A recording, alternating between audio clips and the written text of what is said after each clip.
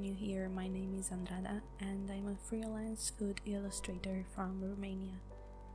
This video should have been a winter vlog and up at the end of February, which I and most of my country at least consider the end of winter. But then the Putin-Ukrainian war started and things changed. I had a very difficult time concentrating on anything else than news about the war. I can't not talk about this subject. In the beginning, the first week or so, I couldn't focus on anything. And that was such a strange feeling because I was safe, but I was also scared that my country would be dragged into war by that lunatic too, so I felt scared for our safety.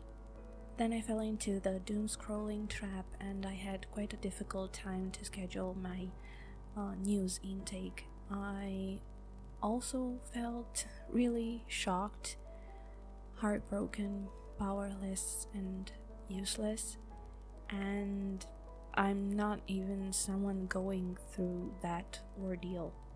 A lot of people were mad that the world cares more about this war than others.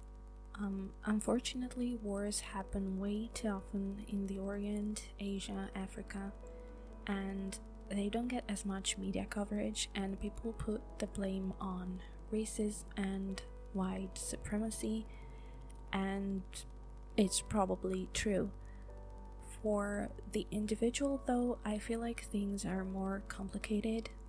The only time when I was as close to a war was the Yugoslavian war, but I was very small and all I can vaguely remember is how my family seemed so worried, an emotion I couldn't even understand.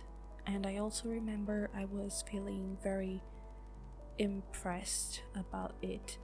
It was such a foreign concept and I didn't know what to think of it, but I remember experiencing mixed feelings of confusion, indifference and worry that was unintentionally projected upon me by my family.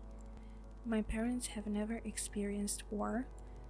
My grandparents were little when they went through World War II and also didn't really talk about what they remembered because they actually wanted to forget. There were some stories, but I don't know details. I just know that one time one of my grandmothers had to run with her family and hide in a ditch in the woods for several days because, as I remember, it was Russian soldiers that raided the village they were living in and were stealing and raping women. This story, my grandma told me this story only once and I didn't want to push her to talk more about it. So even though I haven't been through a war and it's very hard for me to imagine it, at least in my country, in Eastern Europe, it's in our collective memories, but as someone who hasn't ever experienced such tragedy, I always thought of it as a thing of the past when people just didn't know better. Even though I know it's still happening in various countries in the world, which is really fucked up, I don't think this one is more important than the others. Why? How could it be? It's war is war, but For an individual who has never been close to one or in one, it's hard to imagine and really understand what it looks like and what it sounds like. And now it's right across our borders, closer than we ever imagined. For our primitive brains to activate, proximity of danger is necessary. So I feel like blaming people that they care about this one more than they care about others is absurd. It's something you just cannot imagine. How can you imagine something like people being bombed to death? Lives and dreams are destroyed right here next to you. I feel like when we try to expose the hypocrisy of our systems on social media, we have to be careful how we word our concerns and critiques. For example, I have an awesome community on Instagram.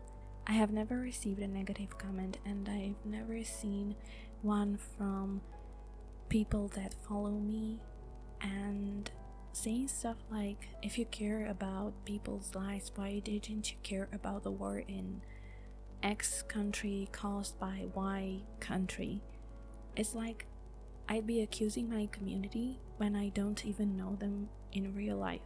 The thing is that these kinds of posts are seen by people who might be doing all they can to help, who might be going through wars or other difficult times, who might try their hardest to understand what is going on, and not by those I would be really trying to point fingers at by saying such things.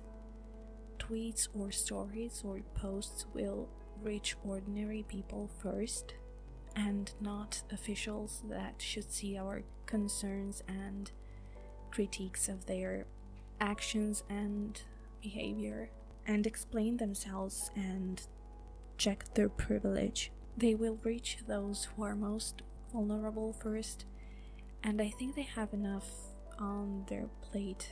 Write to your officials, verify your sources, and be mindful of the vulnerable people that might see your post. In the same way, I think accusing small businesses of continuing their work online is really mean and unnecessary. Just because we conduct business through social media and our small business seems fun, it doesn't mean we don't work our asses off, because we do. Our online marketing side of the business is essential for its survival. If we don't work, how can we help others? Where would the money that we could donate for causes like these come from? And frankly, I don't understand how some people find the time to point fingers and tell others how to conduct their business and how to react and process things. I mean, you don't go around accusing bankers, office workers of all sorts of going to work, so why this preferential treatment towards small art businesses? Because they work online? I don't think any Ukrainian has come and accused anyone of continuing with their lives just because they are going through a war. If anything, they kept saying, don't give up on your work or don't give up on your dreams. If this is not the time to make art, when is it? Some artists work in seasons. They have busy times and dead times throughout the year. They depend on the money the online marketing brings them. If we don't take care of ourselves, we won't be able to help others. What use is a miserable person to a helpless person? Pointing fingers is not a good color on anyone. Unfortunately, situations like this always bring out the worst in people. A lot of people started to direct their anger towards Russian individuals.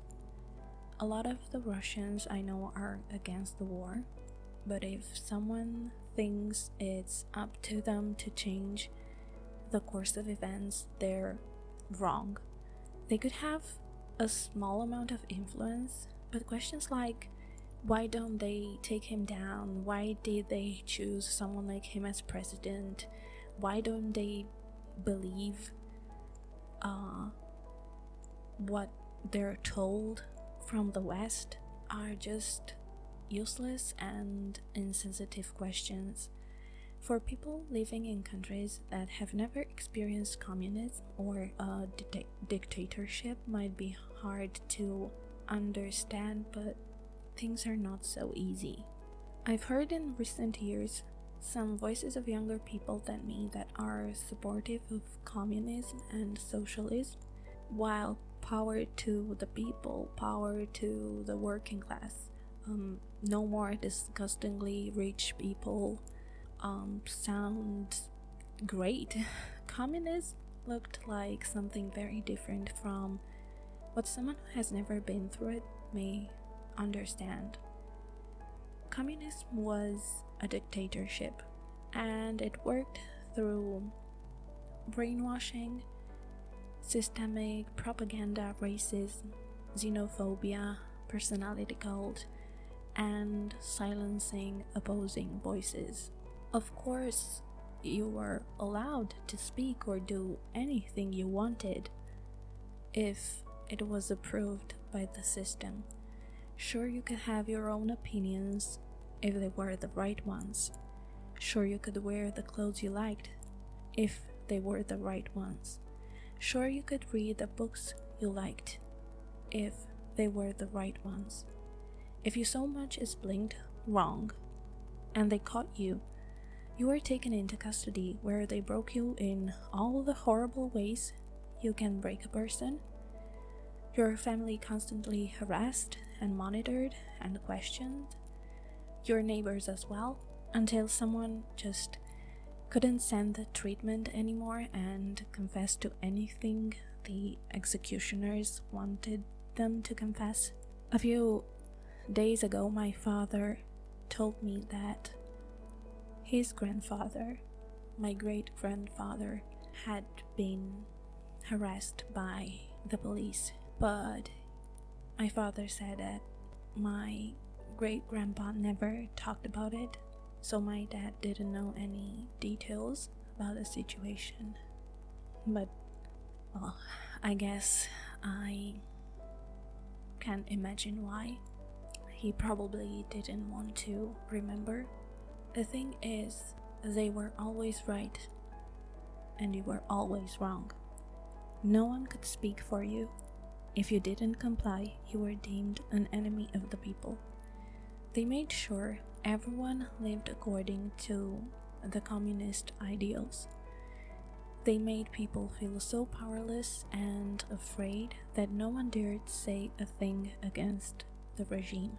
Sure, things have changed a bit in Russia since the fall of communism in Eastern Europe.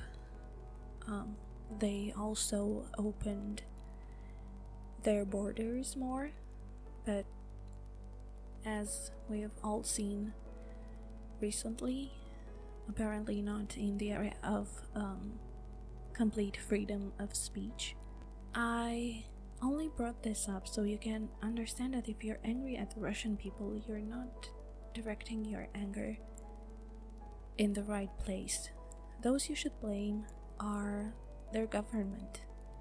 They can and should do something about it. They are responsible for this. People are just people.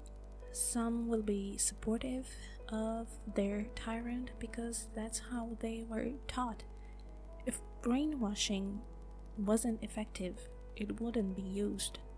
This is also why I can't agree with people who say, if you're silent, you're on the side of the oppressor, because it doesn't take into consideration the possibility of not being allowed to speak, of being stripped of your own voice, and never having experienced a world where complete freedom of speech exists. The truth is,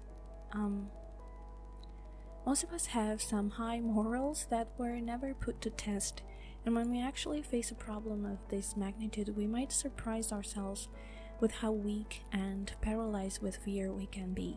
Our brains will try to protect us from any danger. So I think we can be a little more empathetic and humans towards everyone but those directly responsible for tyranny. Situations like this also bring out the best in people. I am very proud of my country for having so promptly mobilized to offer the aid needed. So many people are donating, offering their homes, and volunteering at the borders.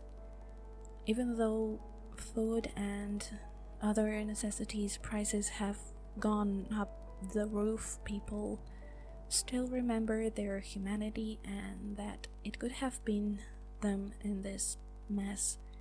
I am immensely impressed with Ukrainians and how they're fighting back with everything they have to protect their home, and I'm impressed with all the Russian people who have found their voices and took the risks to protest against this madness. At first, I couldn't create anything. All the Instagram posts I have planned in the light of the new events seemed pointless and just created from another energy that no longer clicked with my current energy. I just couldn't stop thinking about my Ukrainian and Russian friends, how their world has literally changed overnight, and I was so angry. After a week of crying and doom scrolling and checking in with my friends to see how they were doing, I realized that if I want to help in the ways that I can, I need to do it from a place of hope, of love, understanding, and of peace. If I wanted peace, I first needed to find it in my heart. So I used my creative energy to evoke such feelings. That's how this illustration and two others came to life. I also feel like I leveled up my skills with them. They were for the 5 days of KAWAII challenge. The hosts of the challenge are down below in the description box. This one here is Sakura lavender tea. If you didn't know, sakura, or the cherry blossom, is a symbol of the frailty of life, of spring, of new beginnings. The short life of the cherry flowers is urging us to see the beauty of life, the shortness of it, and to live it to the fullest. Japan has a celebration dedicated to sakura. It's the Sakura Viewing Festival. People go out to admire the beautiful and delicate flowers being blown away from the trees by the wind. And it's really a celebration of life. No today is like yesterday or tomorrow. We must cherish today, and we must live each day fully and with meaning. The prompt being sakura tea, I thought, how can I express my current feelings and hopes in this illustration? That's why I added lavender to it. I am very attached to this herb because it's a symbol of peace, of calm, serenity, and safety. It's all I wish for those struggling right now, and it's the light that I want to keep in my heart always. It's the energy I want to create from and the good I want to make in the world. It helps me remember where I stand.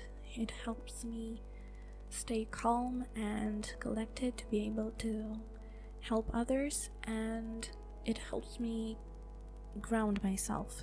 It's a very scary time, and I don't want to do things from a place of anger, frustration, despair, or other limiting emotions.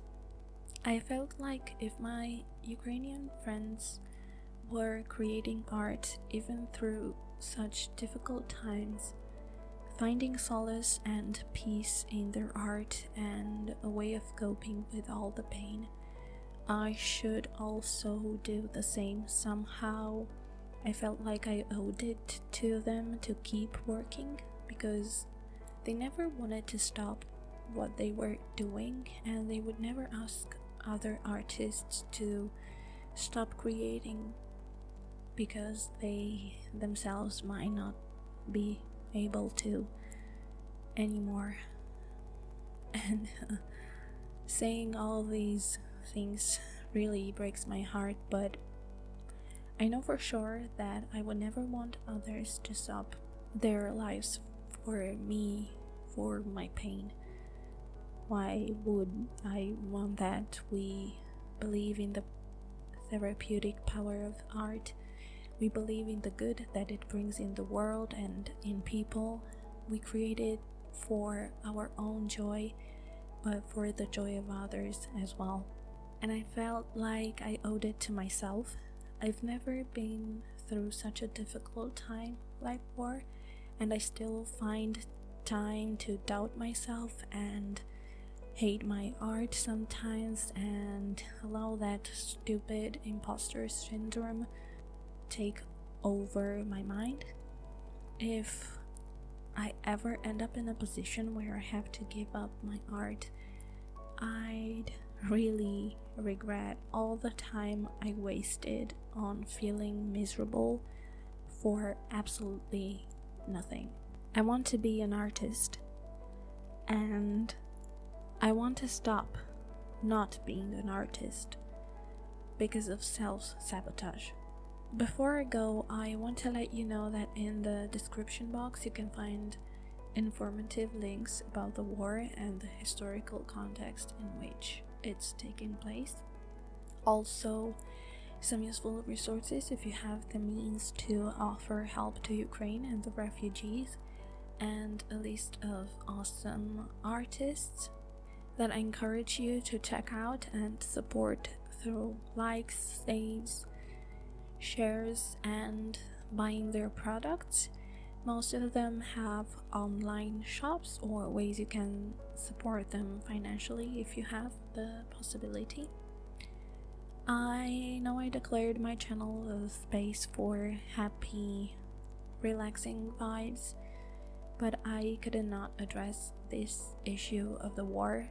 It's a reality we live with right now, and let's hope it changes for the better soon. I am not sure when I will post a new video, but I think it's going to be a vlog. I went to visit my brother this weekend and we had a lot of fun, and we ate crazy delicious food, and I want to make some illustrations based on them, so it's gonna take a little bit more for me to create the art and edit the video. Our days were so full with walking around and chatting because we haven't seen each other since Christmas that I didn't get the chance to draw anything, even though I took my sketchbook with me. So thank you for watching my video. I hope you enjoyed this illustration process, even though the subject of my talk was a bit sad. If you liked this, please give it a thumbs up. If you want to see more from me, check the rest of my videos, and if what I make is for your taste, please consider subscribing to my channel. I'd love having you here in my small artsy nook. I wish you a wonderful, peaceful day. Take care of yourselves. See you next time. Bye bye.